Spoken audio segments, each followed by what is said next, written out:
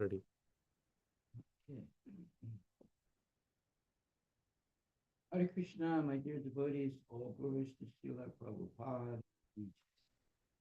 Hare Ready. Krishna, Hare Krishna, Krishna Krishna Krishna, Krishna, Hare Hare Hare, Hare, Hare Hare Ram, Ram, Hare Hare Ram, Ram, Hare Ram Krishna, Ram, my dear Hare. devotees, Srila Prabhupada ki jai. Srimad Bhagavad Gita, Dr. Maharaj ki jai. So we're on text, what, 13 or 12? Yeah. Chapter 1, text 12.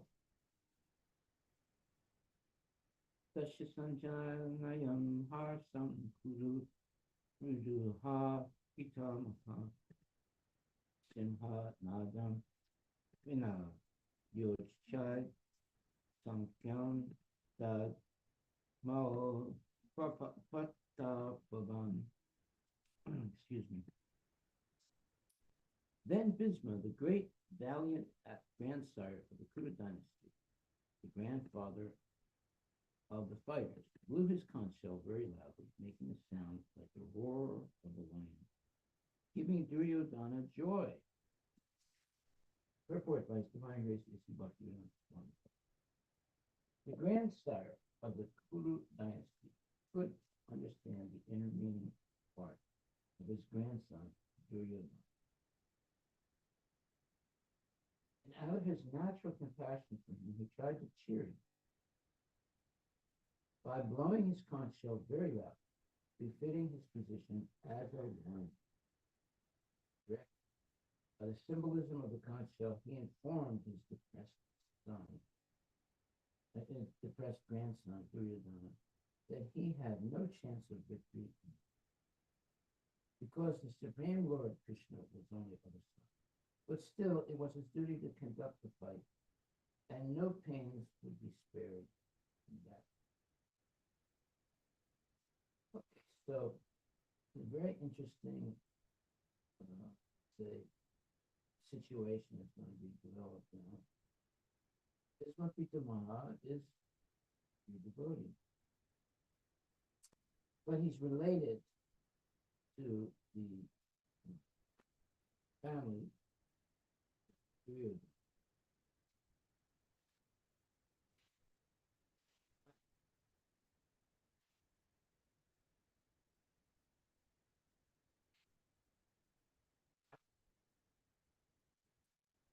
Knows that Duryodhana is not a good person.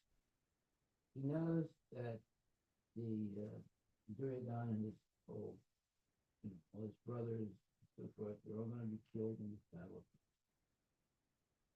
But yet, out of duty, he does everything possible to help them in the battle. And Bisma is, in many, is invincible because he's not an ordinary man. He's educated by the Davidsons. So he's very powerful, more powerful than just earthly people. So let me read the purport. See, the grandsire of the Kuru dynasty could understand the inner meaning of the heart of his grandson, Duryodhana. Out of his natural compassion for him, he tried to cheer him by blowing his conch shell very loud, befitting his position. Indirectly, by the symbolism of the conch shell, he informed his depressed grandson, Duryodhana, he had no chance of victory because the Supreme Lord Krishna was on the other side. But still, it was his duty to conduct the fight, and no pains would be spared in that connection. Well, everybody's going to be killed in this battle. The only people that, it's 640,000 people that were killed. 640 million, right? No, sorry, million people that were killed in 13 days. The only people that survived were Pandavas, basically. So this was known by this, but he acted out of duty. Why? Because he was being kept by Duryodhana. getting salary. So he had a certain obligation. Although he knew what was going to happen. So that's the question of duty. But still, it was his duty to conduct the fight, and no pains would be spared in that connection. Now we have to ask the question. Let's say we come into a situation like that, where we know that the people we're working with are not spiritual.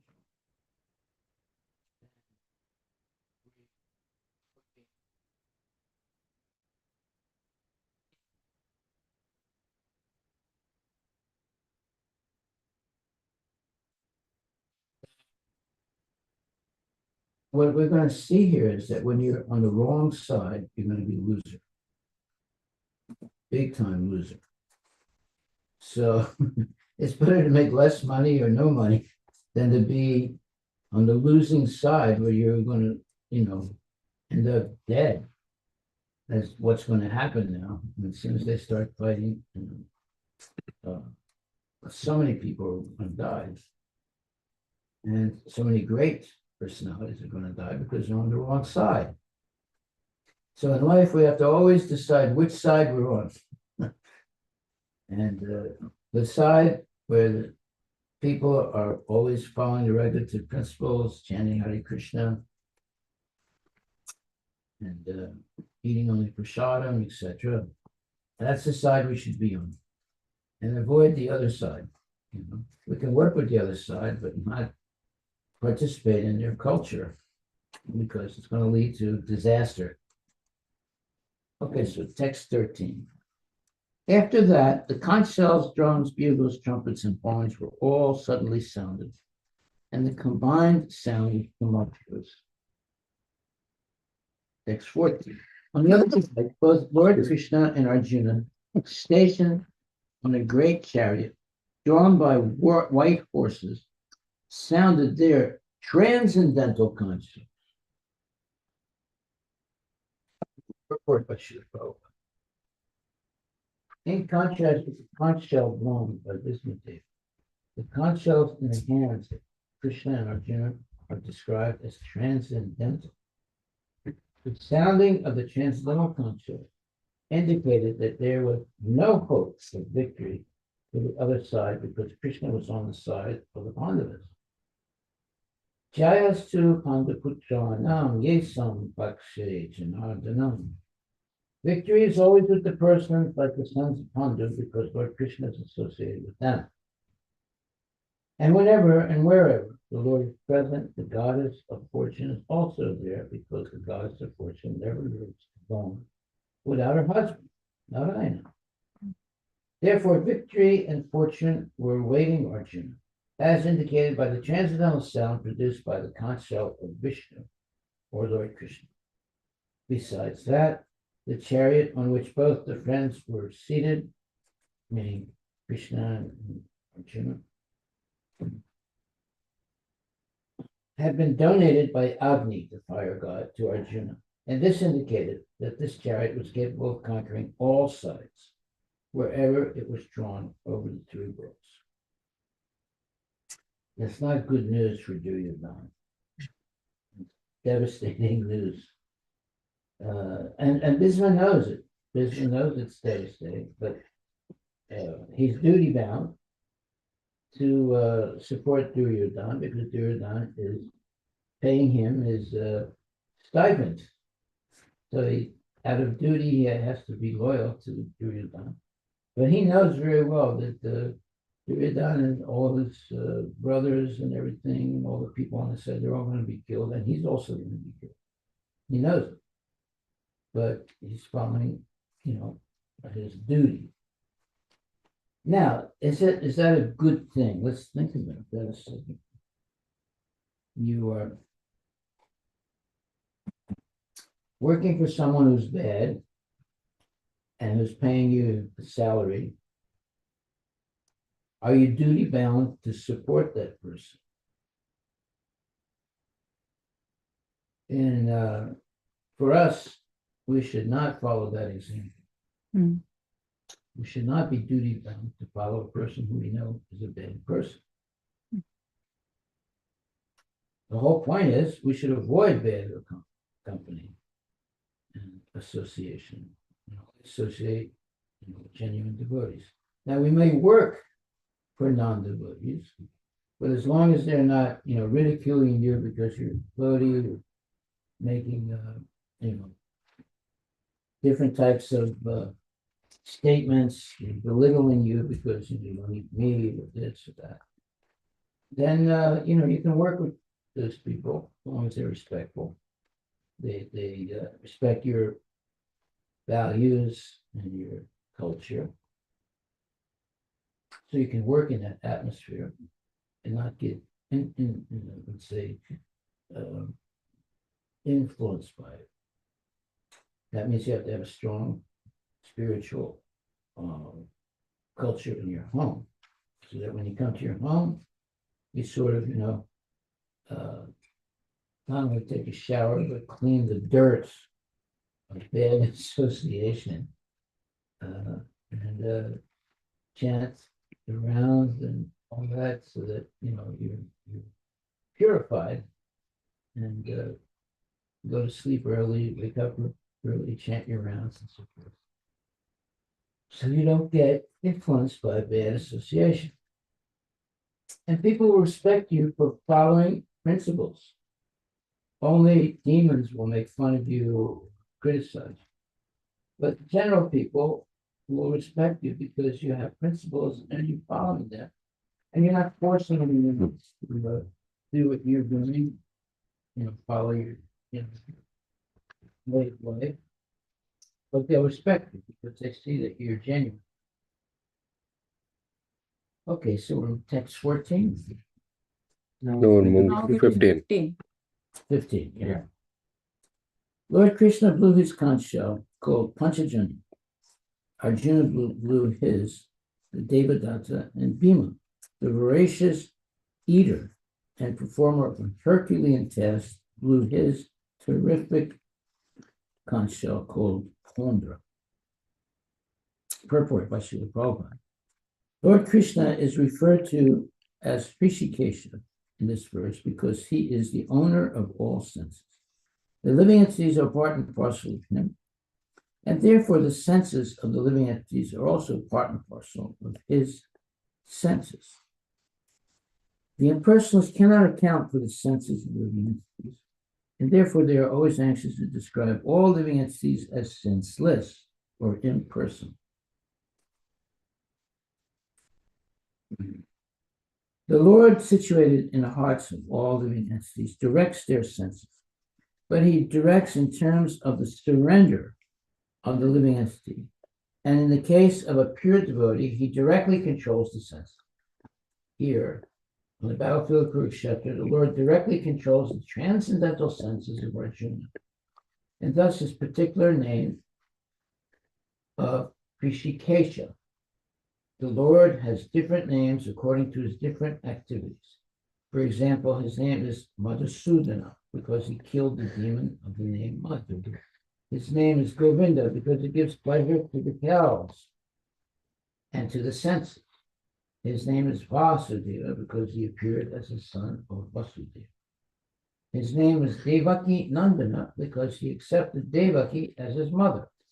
His name is Yasoda Nandana because he awarded his childhood pastimes to Yasoda at Vrindavana.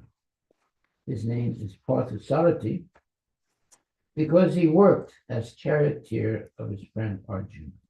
Similarly, his name is Hrishikesha because he gave direction to Arjuna on the battlefield of Kurukshetra.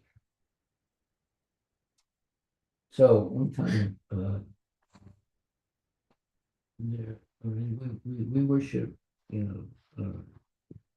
Krishna as the chariot driver of Arjuna. So someone criticized that what is this? He's driving parachute. He's driving chariot of Arjuna. What kind of God is that? Well, that's obviously someone who doesn't really understand anything about Krishna philosophy. they always think, everybody has to be the servant of God. But more important than that is when God serves his devotee. That's even better than people serving God. Of course, it's not going to serve, Tom, Dick, and Harry. You're going to serve someone if you're a devotee. And they should be served. It's exceptional. And the Lord demonstrates that. So one time there was a Hindu that was working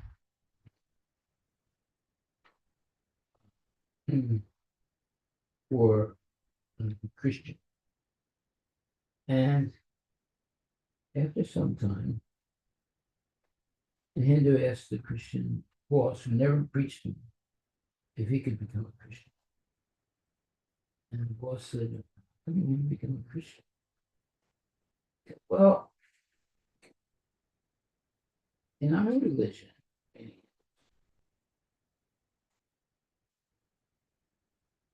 everybody serves great pandit or something. But in your religion, your God is washing the feet of normal people. He said, I like that. That's why I want to join your religion.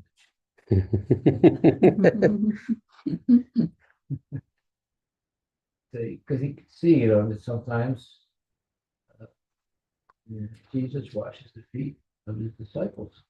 So your God is washing the feet of workers. And my God, we have to wash his feet. So I like yours better. I like your God. See how people get influenced by certain things. So it's very important that devotees be very humble and meek and give a very good example of being a sevak, a servant. Okay, so it says here, Arjuna is referred to as Dhananjay in this verse because he helped his elder brother in fetching wealth when it was required by the king to make expenditures for different sacrifices. So Dhananjaya, so he is Dan means Wealth. money or assets and things like that, and Jaya means successful. He's successful in having a lot of money, and he uses it only in the service of Krishna. Okay. Similarly, Bhima, known as Vrikodar, because he could eat as voraciously as he could perform Herculean tasks, such as killing the demon Hidimba. So the particular types of conch shell blown by the different personalities on the side of the Pandavas, beginning with the lords, were all very encouraging to the fighting soldiers. On the other side, there were no such credits, nor the presence of Lord Krishna, the supreme director, nor that of the goddess of fortune, for they were predestined to lose the battle, and that was the message announced by the sounds of the conch shells. Wow. Bad news for Duryodhana. Okay, next verse, 117. 16, 16, 17, 18. I think 16, 17, 18. I'm sorry, 16, 17. Sorry. King Yudhisthira, the son of Kunti, blew his conch shell. The Ananta Vijaya and Nakula and Sahadeva blew the Sugosha and Mani Pushpaka.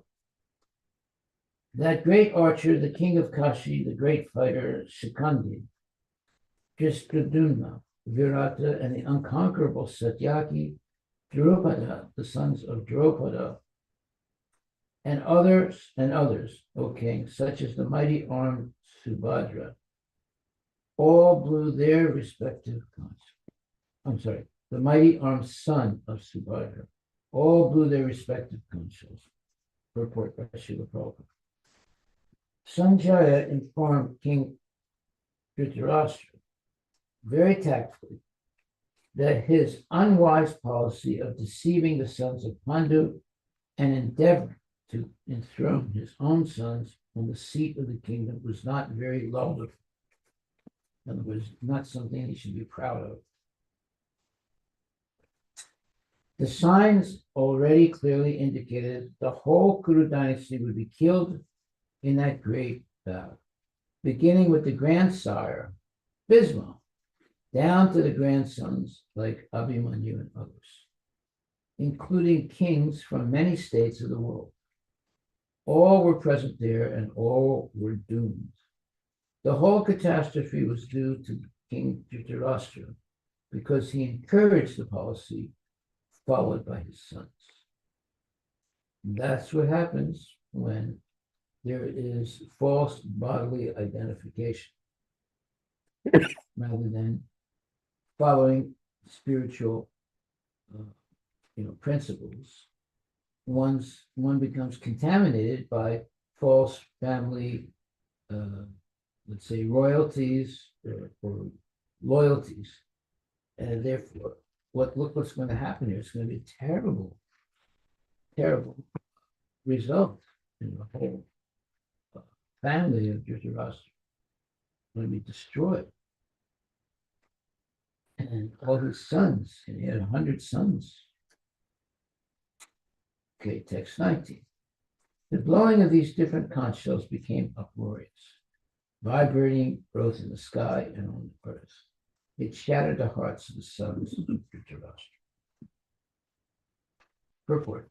When Bhisma and the others on the side of Duryodhana blew their respective conch, there was no heartbreaking on the part of the Pandavas.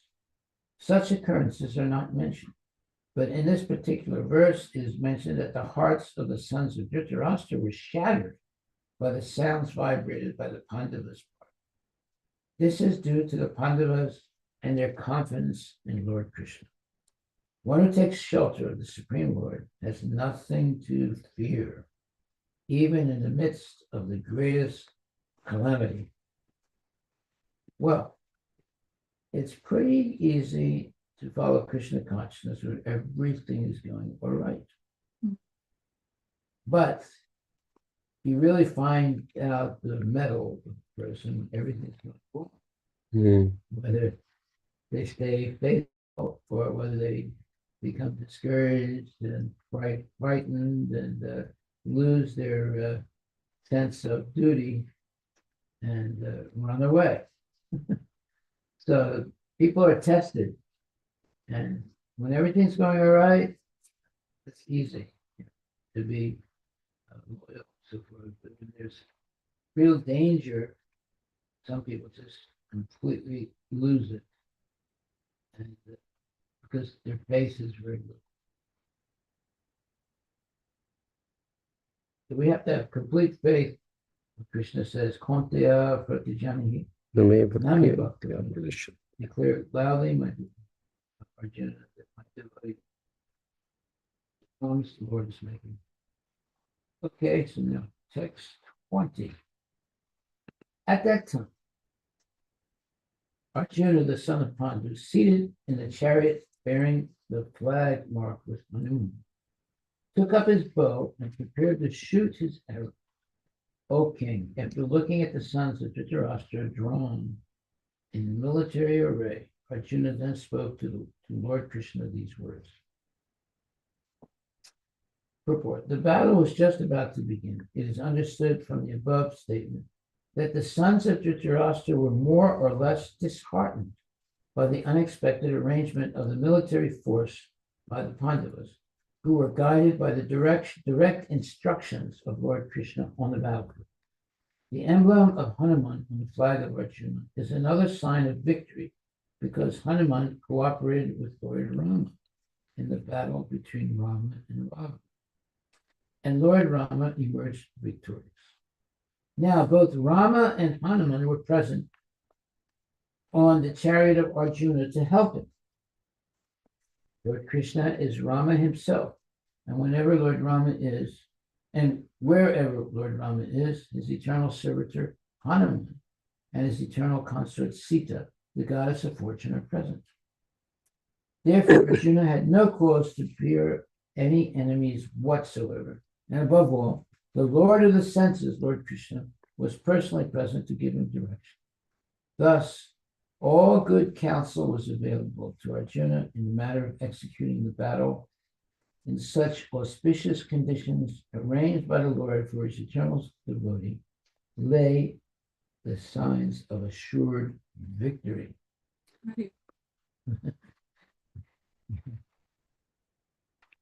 Himself is arranging, Maharaj. Yeah, the Lord's very kind to his devotees. Even though they're outnumbered, they're still going to be victorious because they're on the right side. And the Lord is on their side. We have to learn lessons from this. We have to always be on the right side of things, not be influenced by bad people.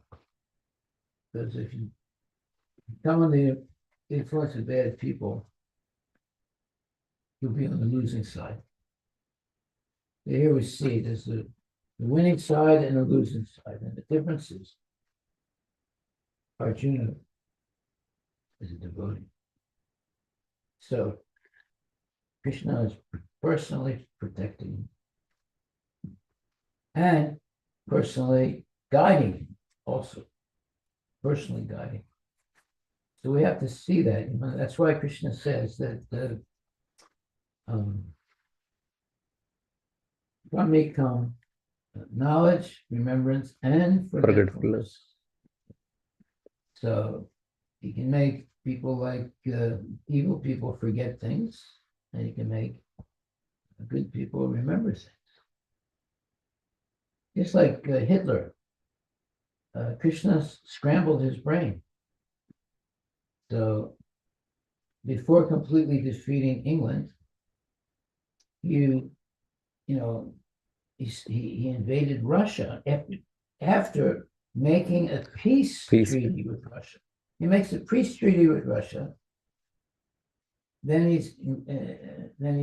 conquers France and a whole bunch of places, the Netherlands and so forth. And now he's fighting with the British. And in the middle of all that, his brain gets scrambled, and he violates the treaty that he made with the Russians, and sends 1 million soldiers to Russia, and that whole million people, if they didn't die, they were captured. He lost the whole army on the Russian side, and that was the beginning of the end for him. If he had just kept going after the British and defeated them, then because he made a contract with Stalin. Hmm. You see what happens when you become a double crosser. And you sign a contract and then you break it. It's a very bad thing to do. Okay, I think we're done for today. Are there any questions?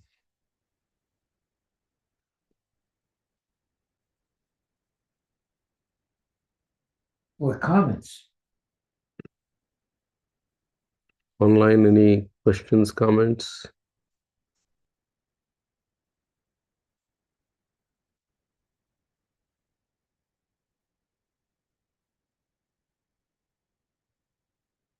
Yeah, we have to see the Lord's arrangement.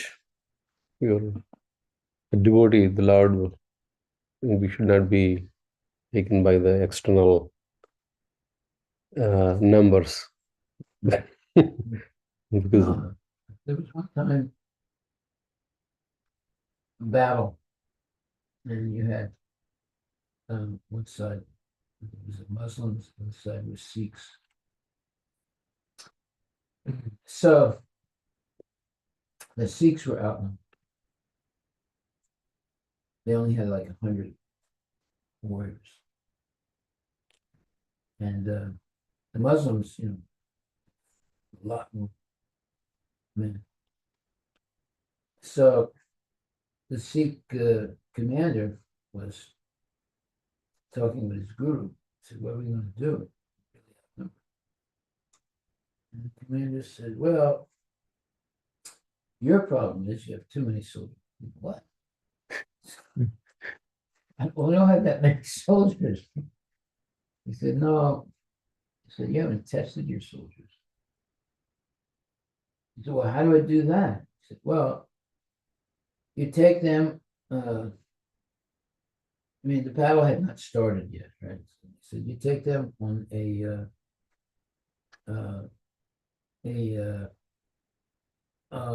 forced, let's say, um, a forced, Combat kind of. no, not combat. Hmm.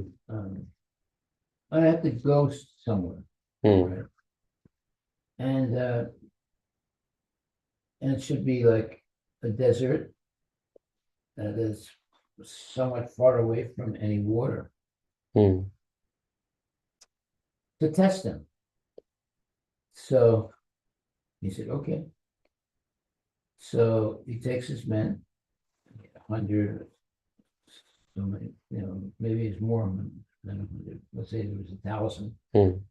And he takes them on this forced march, Hmm. going right into a desert, and it's far away from any water.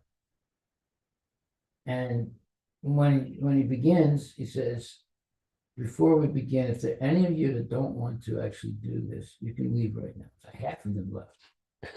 Because you're going to have to go through this whole desert, right? So he's only left with half the army. So then they go on the forced let's say trajectory, and every day the commander says, "If anyone wants to leave, they can leave." So people were leaving all the time.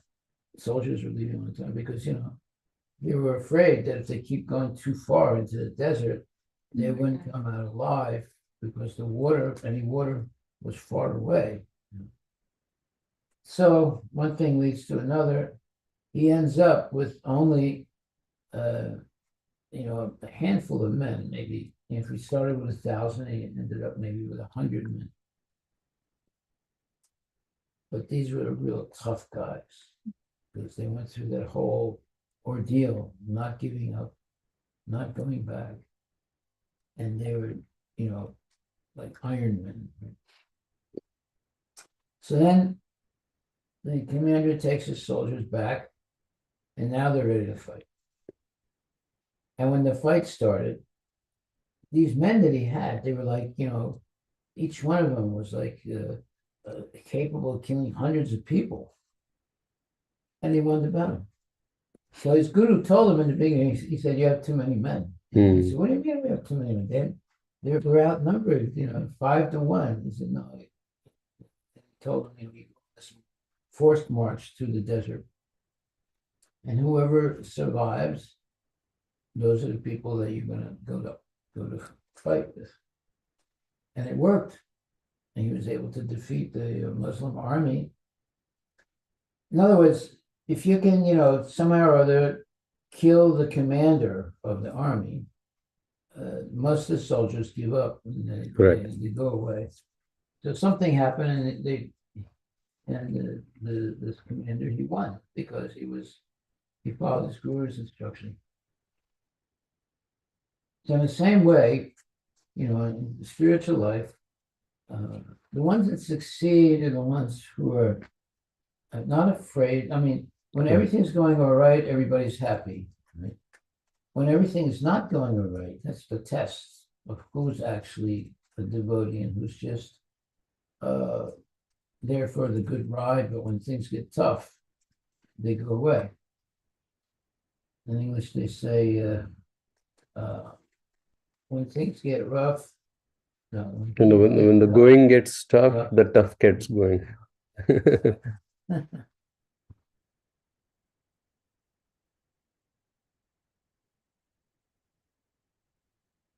So the point is, we're always going to be challenged in material life. And if we completely depend on Krishna, we don't get scared, don't lose our determination, then we'll eventually come out victorious, just like Arjuna, who's completely outnumbered and so forth. But he came out victorious because Krishna was on his side. So we always want to be on Krishna's side. That should be our motto. Hare Krishna. Hare Krishna. Okay, no questions, No questions. no answers. Haribol. Haribol. So we'll meet tomorrow again.